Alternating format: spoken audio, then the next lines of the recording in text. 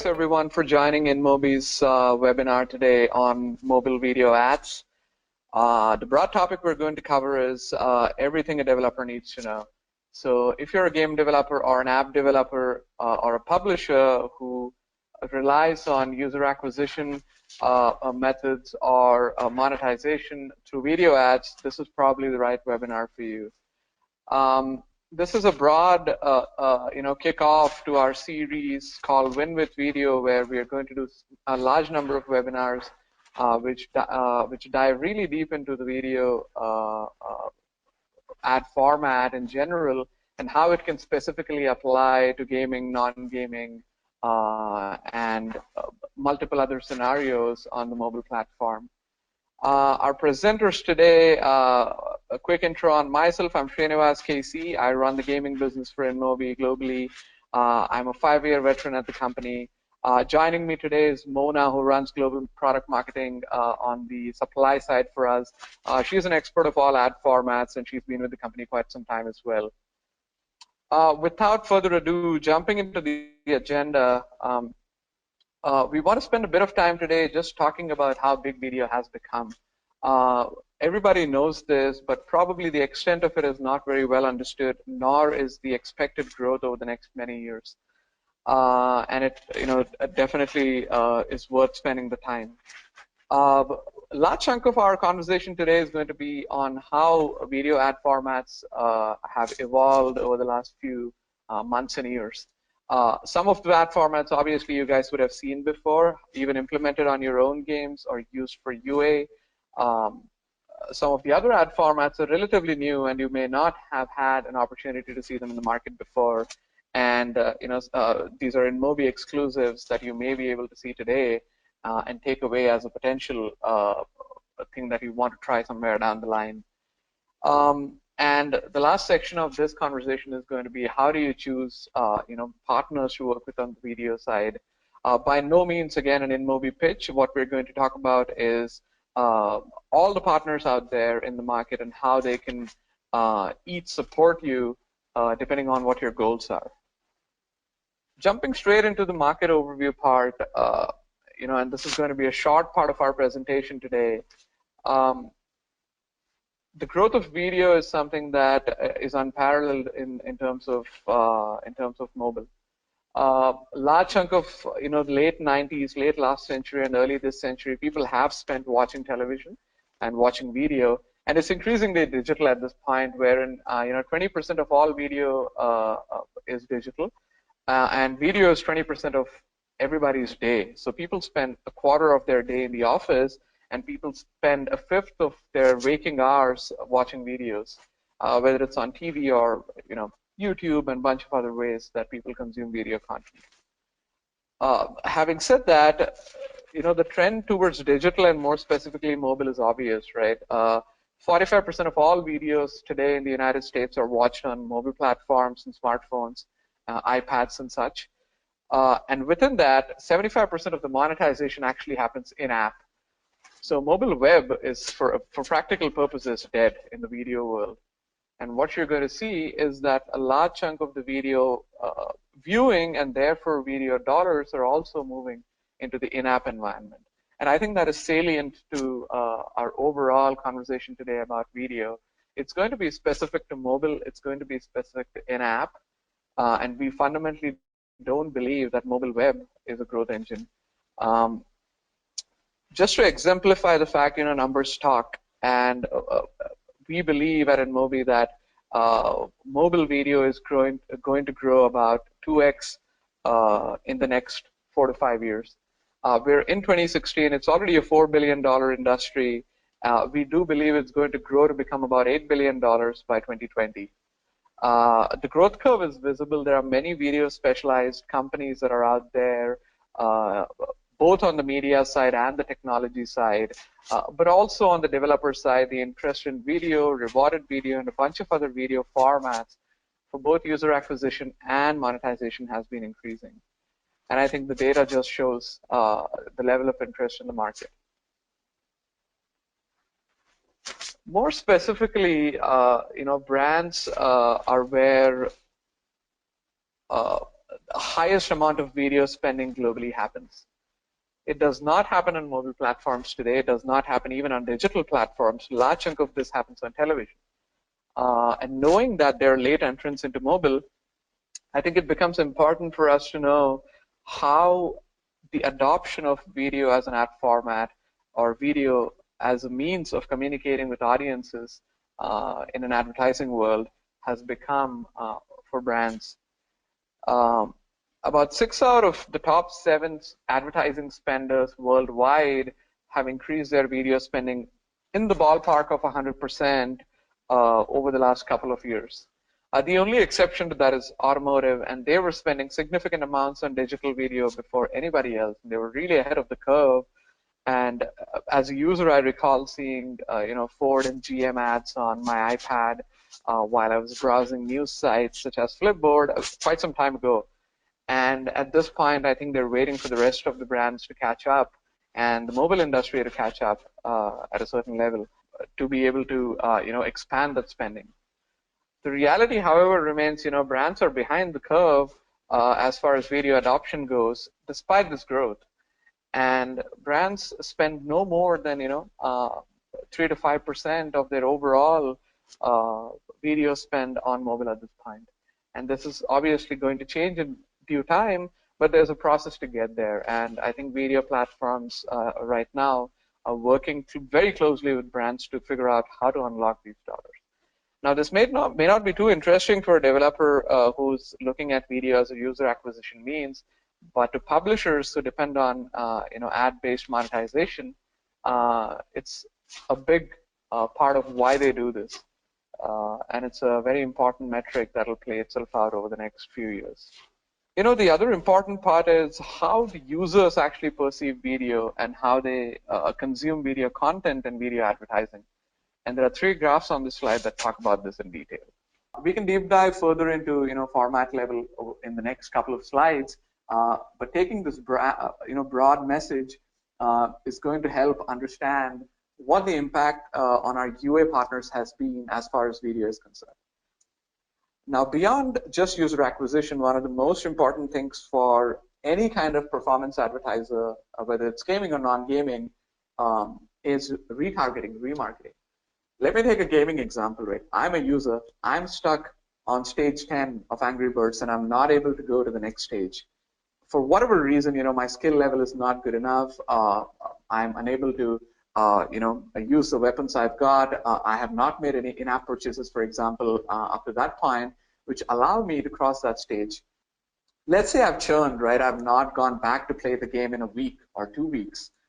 Because I feel, like I've lost the plot and I don't know how to cross the stage. At that point, retargeting or remarketing becomes as important as UA.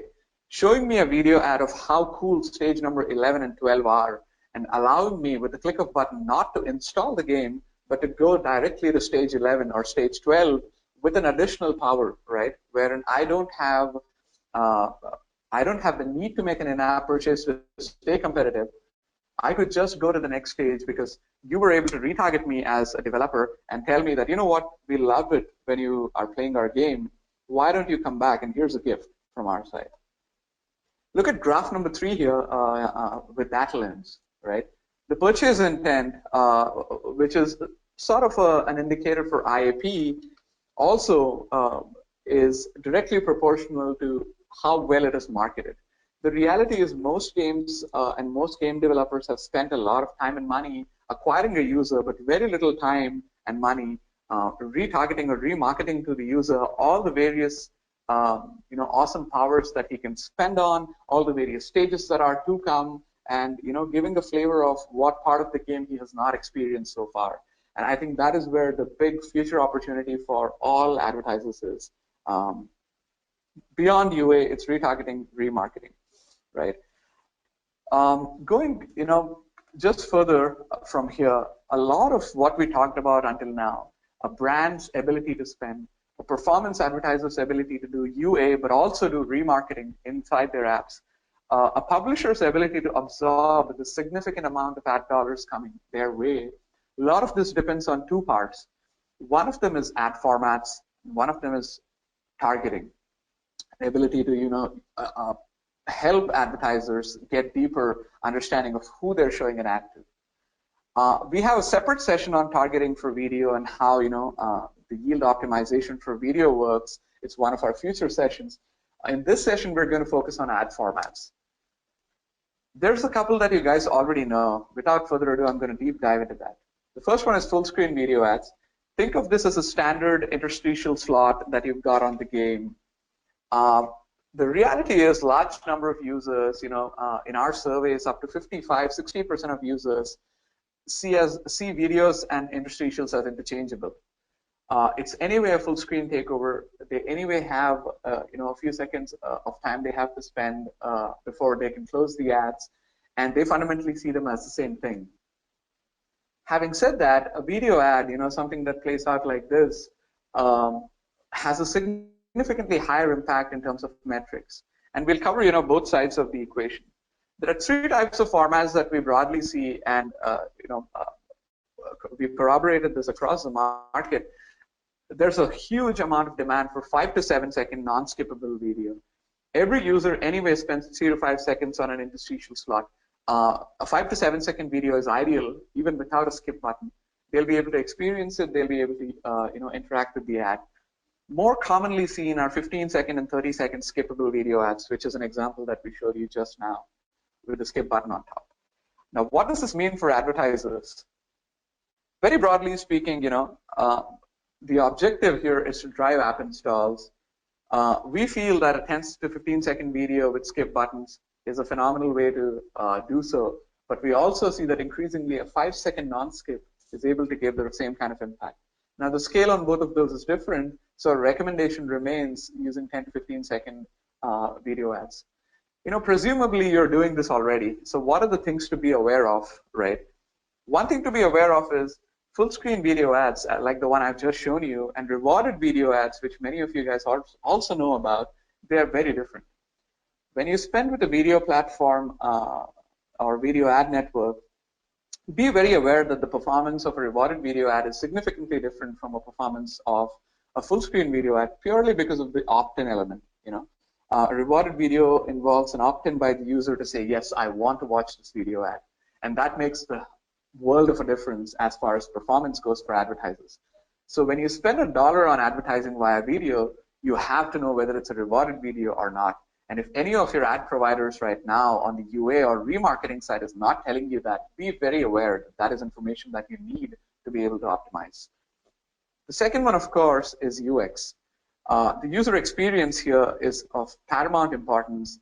Any ad platform that you use today to market your app that does not rotate well, and they show your ad repeatedly to the same user through the day with no frequency caps, be aware that it is going to cause significant amount of user annoyance, user irritation, and therefore low conversion metrics. And this is not something that it's easy to gauge. The best way to do this is, of course, ask for a frequency cap at a user level. Every platform out there is able to deliver this. So short summary of how to use full screen video ads, non-rewarded video ads for advertisers. Use 10 to 15 second skippable video ads.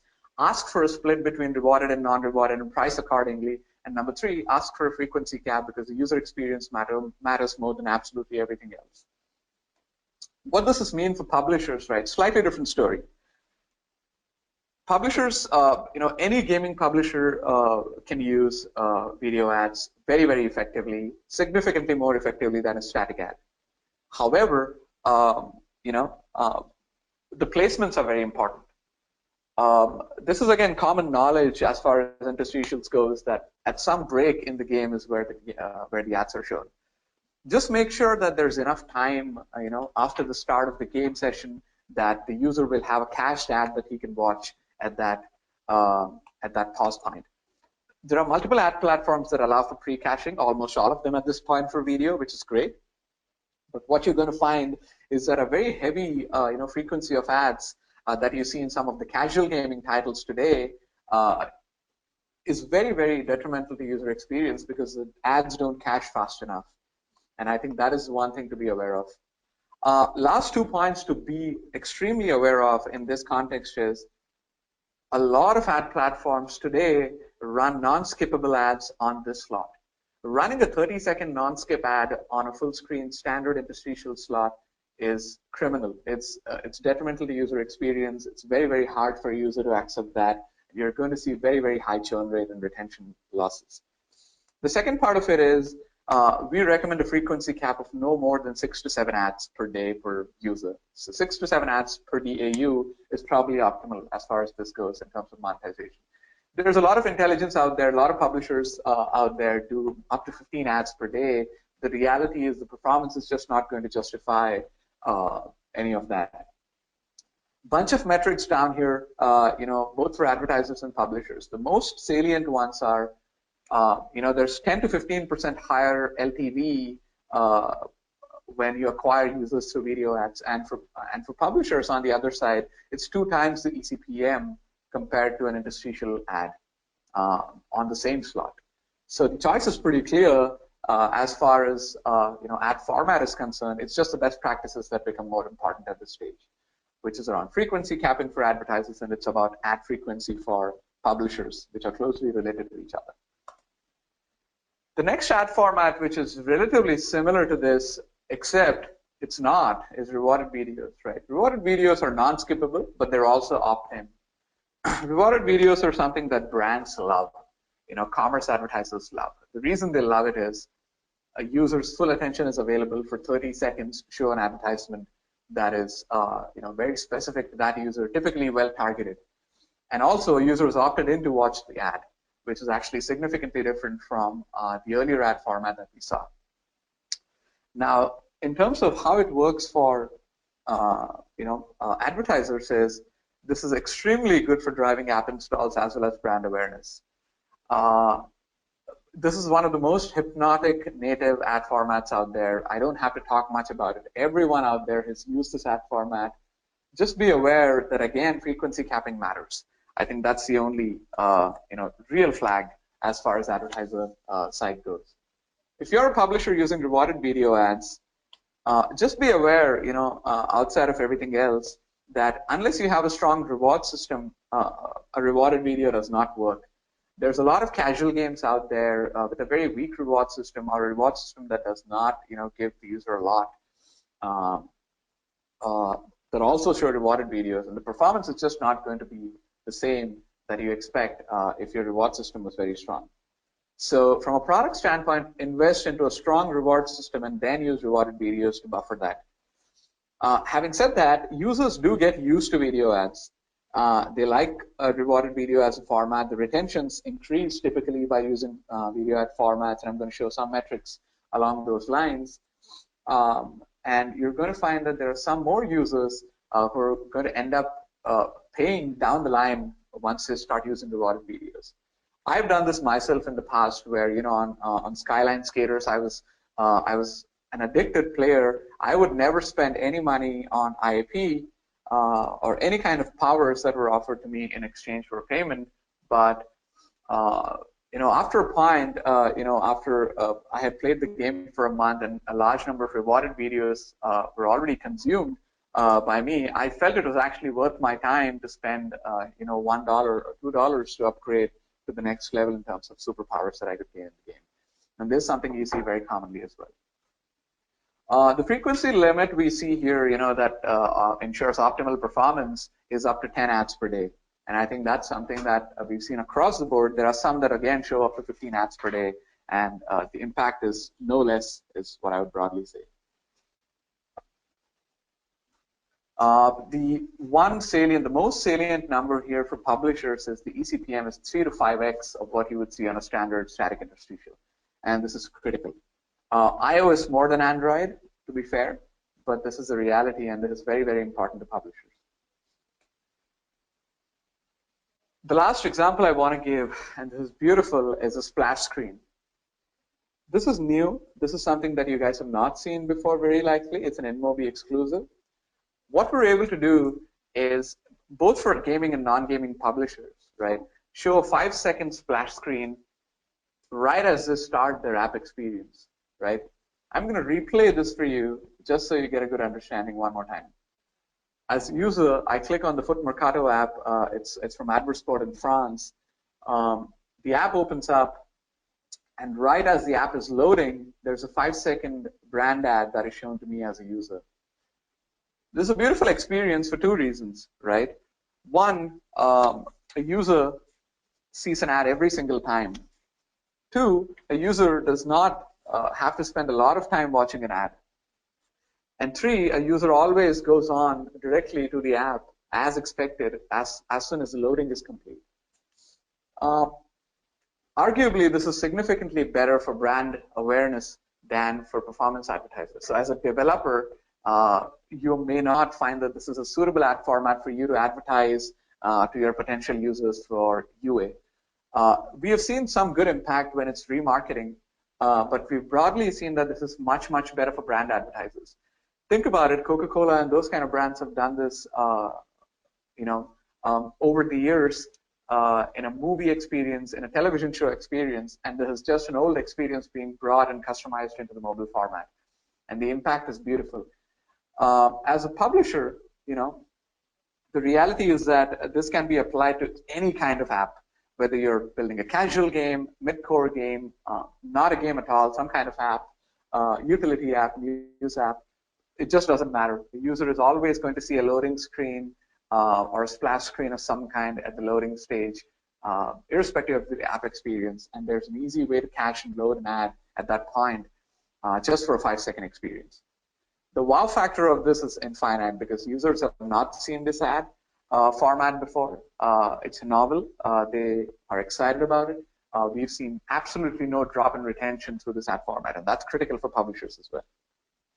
The biggest advertisers on this, are Coke and Pepsi and those kind of publishers. Those kind of advertisers. But we also see, publishers across the world, especially on the news side, picking this up really, really fast. And we're customizing this for gaming as we speak at InMobi, but I'm sure these experiences are going to change the way monetization happens in the future. Without further ado, I want to hand the baton to Mona from our side, who's going to cover a few more ad formats that are specific to non-gaming, right? My expertise lies in gaming, and what we've seen in terms of gaming UA, gaming retargeting, and gaming monetization is something we touched upon until now. Over to you, Mona, to cover the rest of the ad formats, which are more specific to developers building out apps. Thank you so much, Casey. So without further ado, we'll start first of all with the in-stream video ads. Now, this name is nothing new to you guys. YouTube has revolutionized the in-stream video ads.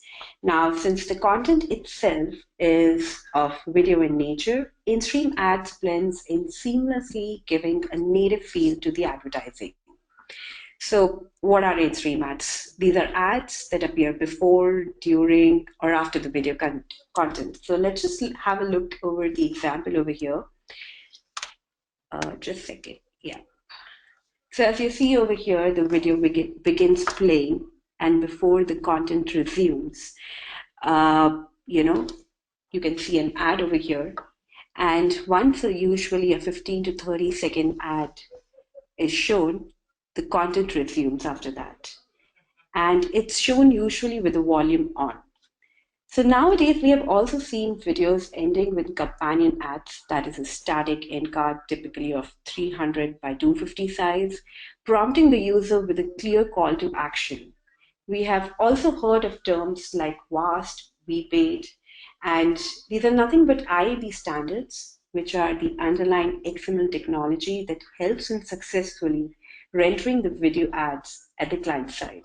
So for advertiser to start advertising as in-stream ads, they need to provide VAST XML tags, and similarly, publishers need to support the VAST compliant players.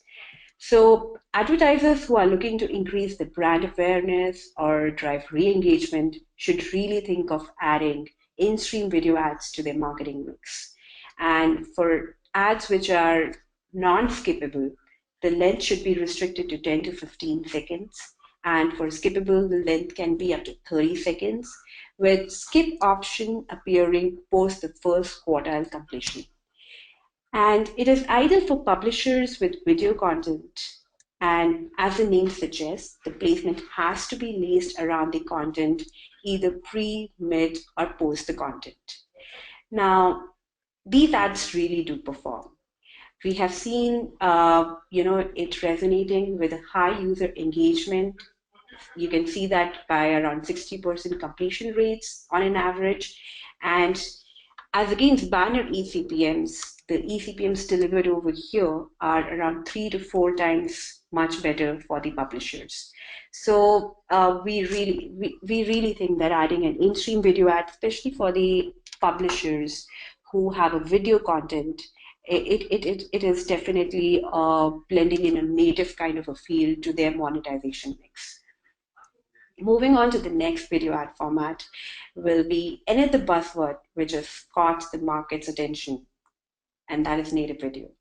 Now, where the social platforms like Facebook are claiming that their entire inventory will be video in next 5 years, it surely indicates that how positively users are perceiving video in a native environment. Now, traditional mobile AdWords are typically 15 to 30-second long, which is then used by publishers in a number of different contexts. They may even be used in a way that forces users to interact with them. Now, such as unskippable pre-roll advertising you may see before a YouTube video. Now, mobile advertising, mobile native video advertising, or popularly known as in-feed video ads, on the other hand, are presented natively within a selected ad and will usually autoplay in silent mode until the user interacts with it, fitting in naturally into the form and function of the mobile app without actually disturbing the user experience. So as we can see in the video as well, the video begins playing automatically on auto mute once the content is in view, which actually encourages the user to slow their scroll and watch the video. For advertisers looking to increase brand awareness or drive re-engagement, again, they should think about this ad format to be added to their marketing mix, as this is a natural, persuasive way of demonstrating why your app, brand, or let's say product is great without resorting to a hard sell. Also, I had recently seen a study by Microsoft, which has said that people now have attention span of roughly 8 seconds, which has been reduced to previous generation of saying that, it's around 14 seconds. So entertain and educate quickly, or you will lose them. So we would ideally recommend the video length to be restricted to 5 to 10 seconds, with the content being powerful enough even without music. Now that's a crucial point over there, that your content has to be powerful even without music. Now, on the publisher side, they are also realizing the value of the video. However, formats such as in-stream require video content, and which is costly and not relevant for many publishers, the kind of ads which we just discussed on the in-stream side.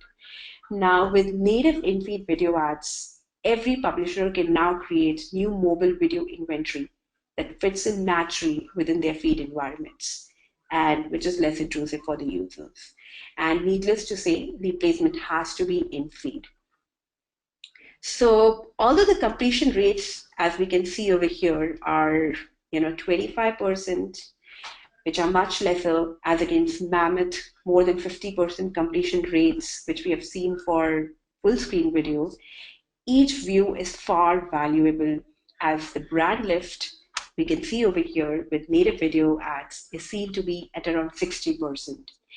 And it generates around 3.5 times the eCPMs for the publisher as against static native ads. So these ads are definitely here to stay. Now, this brings us to the end of our different video ad formats, which we wanted to discuss with you guys.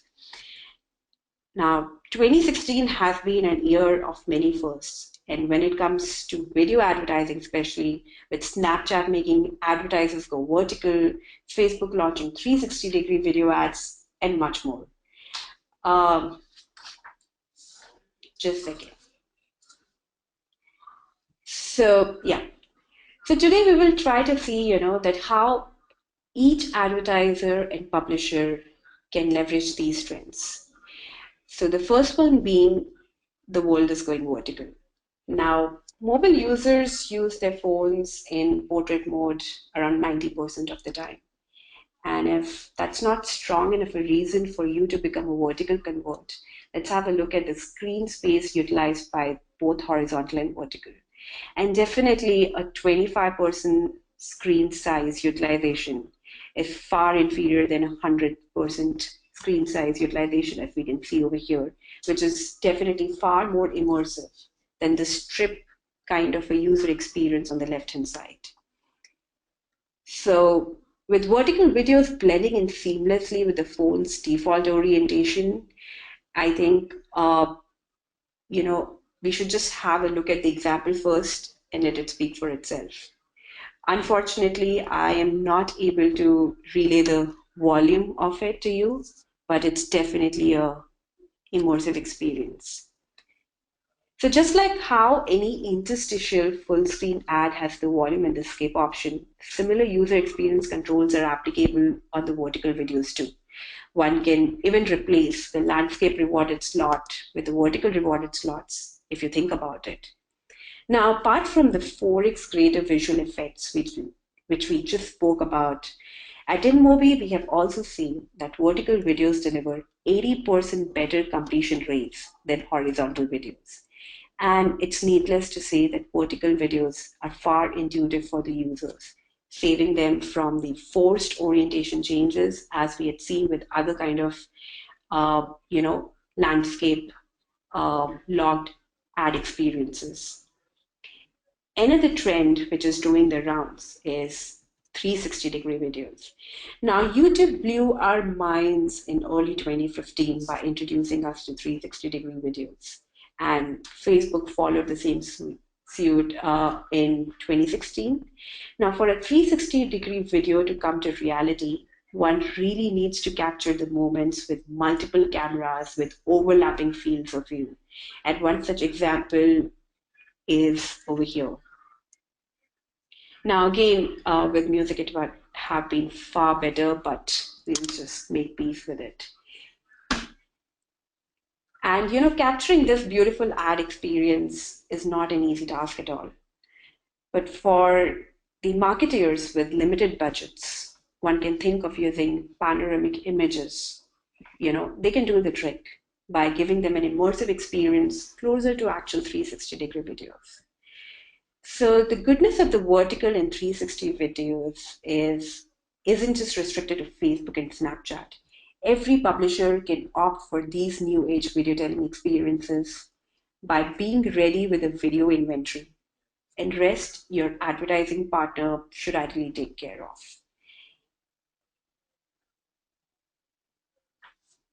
And the last trend which we want to talk about are the native video carousel ads. You would have heard certain news articles, PR articles going out about what native, earlier it was all about native carousel ads, and now it's about native video carousel ads. Now, it just, relates to one point. What's more lucrative than a video ad? Probably multiple video ads in a single ad. Now, by cramming more video ads in less space, publishers can leverage all the benefits of a multi-touch carousel ad blending in seamlessly in the form and function of the app. The carousel narrative provides advertisers a powerful storytelling tool that engages users, nudges them to probably browse through the app or look through the product collection, and lets them discover new stories. So a native video carousel is nothing but a slideshow of videos, either by a single advertisers or products group around tightly knit themes or showcased from multiple advertisers. So as we can see in the example, video begins playing automatically on auto mute once the content is in view, encouraging the users to slow their scroll and actually watch the video. So for advertisers with performance goals, whether it's acquiring quality users through app installs or remarketing existing users to drive transactions, native video carousel ads are the gold standard in driving discovery and engagement. Typically at InMobi, we had seen for static carousel ads, they have driven up to 3 times the conversion rates and 2 times the LTV as against static interstitial ads. And we only expect this jump to translate into video ads too. Ideally, from a length perspective, we would like to maintain the length of a usual native video ad, that is around 5 to 10 seconds. And it is ideal for publishers with in-feed environments. Even on these, again, going back to static carousel ads, we had seen around 30 to 40% jump in the eCPMs for the publishers. And we are really positive with the outlook of the carousel video ads too. So here we come to an end to our different video creative trends which are doing round in the market. And now it's all about the most important piece of the video puzzle is to get your video ad partner right. Now, you have to make the right play both from advertising and from monetization side. Now, as an advertiser, to make your video play right, you need to start by identifying the audience first, an audience which is most relevant to you. Now, for the first-time advertisers who are still unsure of their target segments, they can do a hack by spending a small budget on Facebook. Now, this experiment will aid you in identifying which set of audiences reacted the most positive to your campaign. Now, take this audience understanding as a proxy and select an ad partner who will give you access to similar audiences outside the Facebook walled garden at scale, give you video as a vehicle to convey your message, and optimizes your spend for the high LTV users. So for an overall impactful video strategy, after having spent enough time on these two, you also have to select a tracking partner who is adept at measuring the effectiveness and viewability of a video ad and attribute the impressions to the ad partners accurately. And few of them, which are pretty famous in the market, and we have heard from our own advertisers who are really effective out there in the market, being Koshava, Tune, AppsFlyer, Adjust. And I mean, you can do your set of vetting as well, but these are the names which we have heard again and again from our advertisers. On the monetization side, the starting point for any publisher has to be to choose the right mediation partner in order to maximize revenue out of each impression. Now, there are a bunch of good video mediation players out there in the market, specifically on video, which should absolutely be in your consideration set, namely Fiverr. HeyZap, we have heard, is a super simple self-serve interface. IMSource, to name a few. Now, no video monetization strategy can be built on just app install ads. And to ensure that you are getting the value out of the entire set of demand players out there in the market, you need to plug into programmatic channels where the brand dollars are getting traded. So partners like MoPub or even InMobi, can give you access to such programmatic demand to attract those premium brand dollars. And finally, you need to integrate with a partner which gives you the video monetization option. Now, understand how these monetization partners are giving you the option. Few things to deep dive into, or rather you should be asking questions about, is how you will integrate, whether it's going to be an SDK or an API. For a premium format like video, you should ideally rely on SDK, as with SDK you get access to a pre-baked caching mechanisms for the better video rendering, as against API, where you will have to manage the entire experience end-to-end by yourself. Now, secondly, whether the integration requires you to have a VAS compliant player, how are they going to give you the response? So if it's VAST out kind of a response, then you need to have a VAS compliant player with the latest version out there in the market. And last, does your partner support viewability? Now, this is something really important. A lot of publishers have yet not realized that why it's important. It's important because only when your inventory is earmarked as viewable is when you can actually expect those high value premium brand dollars bidding for your inventory, which we just mentioned under the programmatic channels. So overall, your partner needs to give you an SDK option. They need to give you an option of, vast out or whatever technology they are supporting via. You need to be compliant with that, and your partner should be able to support the viewability. And from there on, you're good to go.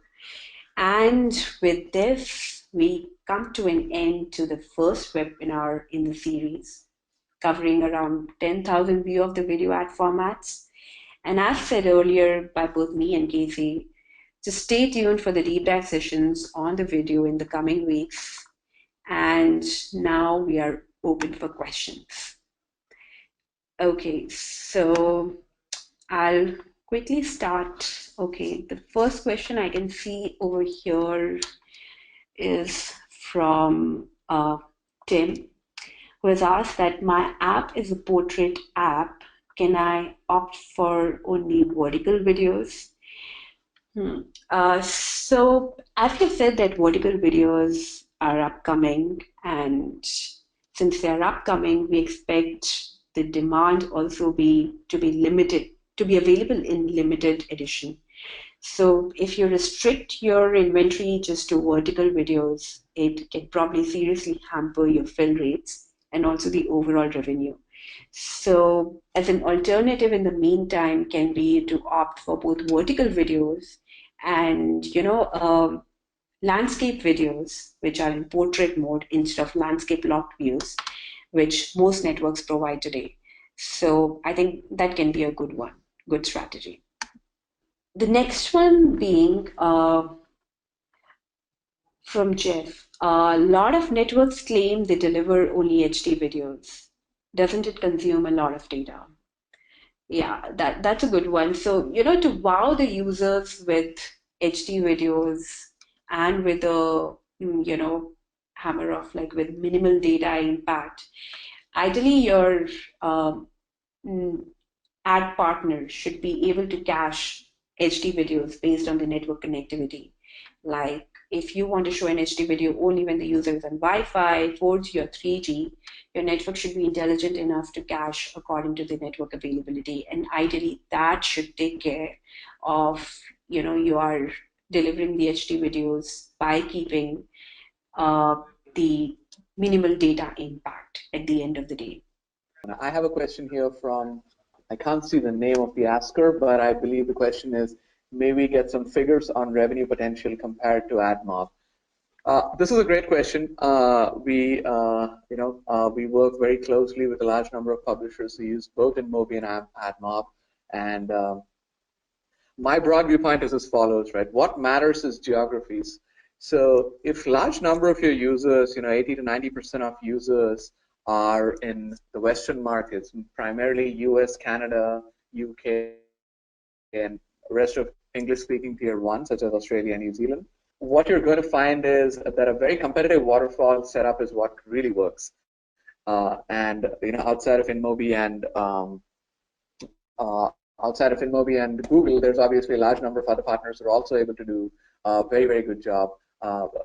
We've heard great things about the likes of AppLab and Bungle, Unity, Ad Colony. All of these guys are great for video advertising in the Western markets. If your audience is more global, right, and you have a significant number of users in Europe, Asia, and across the world, then a stack of InMobi plus AdMob, on your mediation waterfall is what we've seen to function very, very well.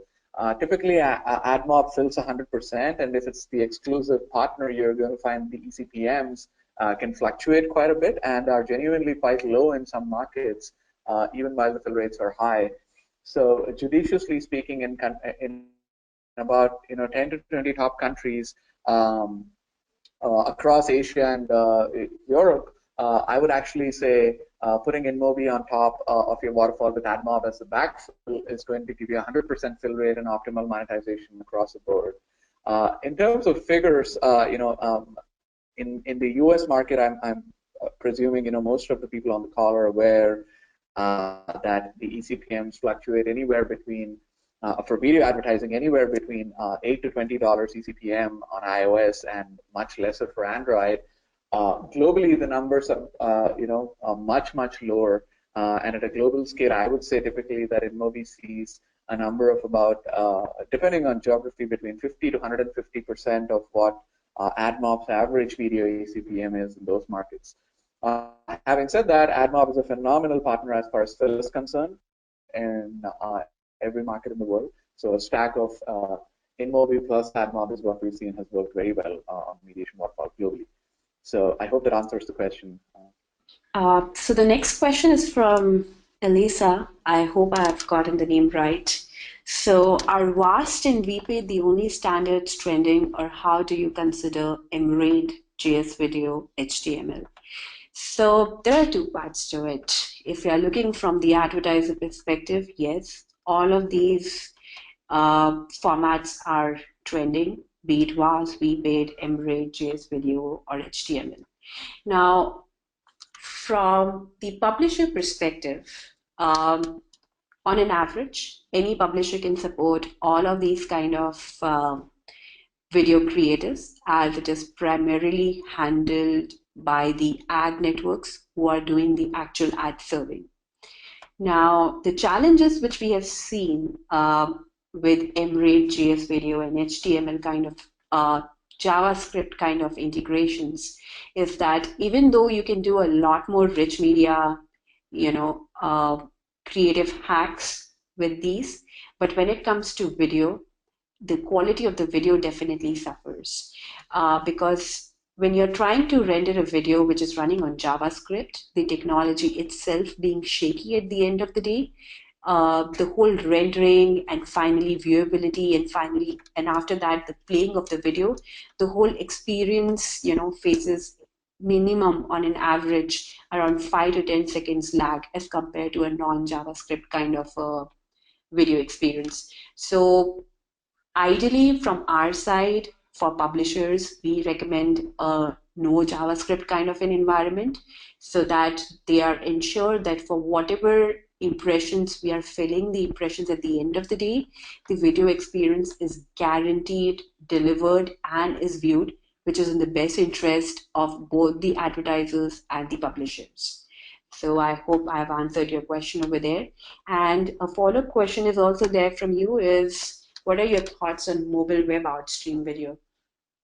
So on the outstream video, I think it is definitely going to unlock a lot more publisher inventory in a 300 by 250 kind of a video ad format. But mobile web is going to be questionable because for anything to do on mobile web, there are two-way problem over there. One is the targeting as against an in-app kind of an inventory where for any advertiser, we can target with far more confidence. Mobile web is always,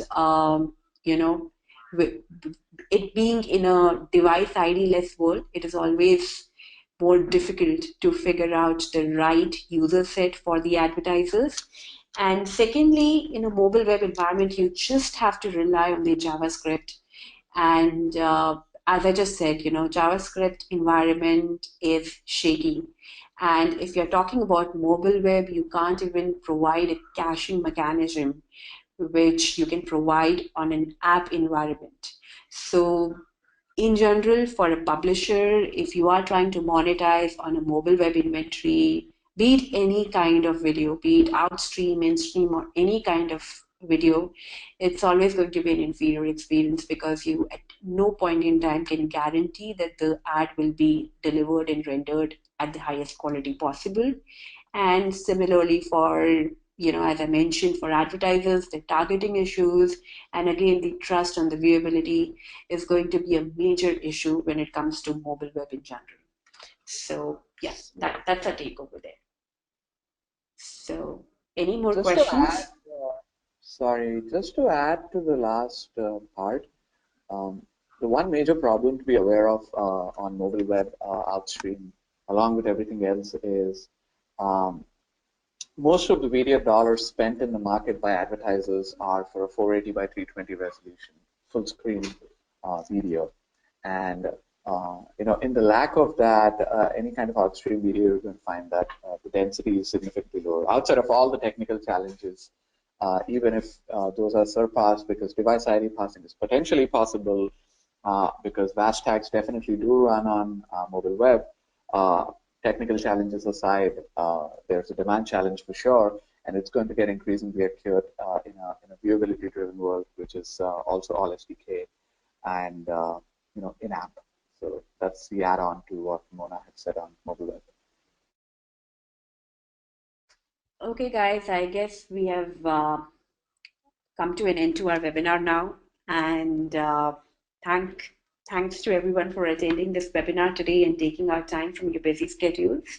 And post this webinar, we will be sending out an email with the recording of the video as well as a copy of the presentation.